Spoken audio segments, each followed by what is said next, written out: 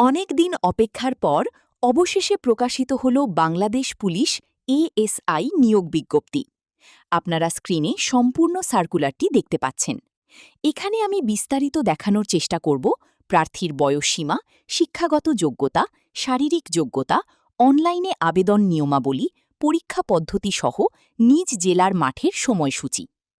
প্রথমেই দেখতে পাচ্ছেন এখানে আবেদনের সময়সীমা দেয়া আছে ২৮ এপ্রিল থেকে ২৭ মে পর্যন্ত। এই তারিখের মধ্যে দ্রুত আবেদনটি করে নেবেন। তারপর আসি প্রার্থীর বয়সসীমা, যেখানে বলা আছে ১৮ থেকে ২২ বছর হতে হবে সাধারণ প্রার্থী যারা। তবে পুলিশ ডিপার্টমেন্ট যারা আছে, যেমন কনস্টেবল ও নায়েক পদে, তাদের ২৫ বছর সর্বোচ্চ ও কোটাধারী প্রার্থী সর্বোচ্চ ৩২ বছর। এরপরে দেয়া আছে শিক্ষাগত যোগ্যতা। এসএসসি ও এইচএসসি দুটোতেই 3.50 উপরে জিপিএ লাগবে, অর্থাৎ 3.50 নিচে হলে আবেদন করতে পারবেন না। শারীরিক যোগ্যতা ছেলেদের ক্ষেত্রে কমপক্ষে ৫ ফুট ৬ ইঞ্চি ও মেয়েদের জন্য ৫ ফুট ৪ ইঞ্চি। ছেলেদের বুকের মাপ স্বাভাবিক ৩২, সম্প্রসারিত ৩৪। আবেদন সম্পূর্ণ অনলাইনে টেলিটক মাধ্যমে তাদের ওয়েবসাইটে করতে হবে। যারা বাসায় বসেই আবেদন করে নিতে চান, তারা স্ক্রিনে দেয়া নাম্বারে মেসেজ দিন।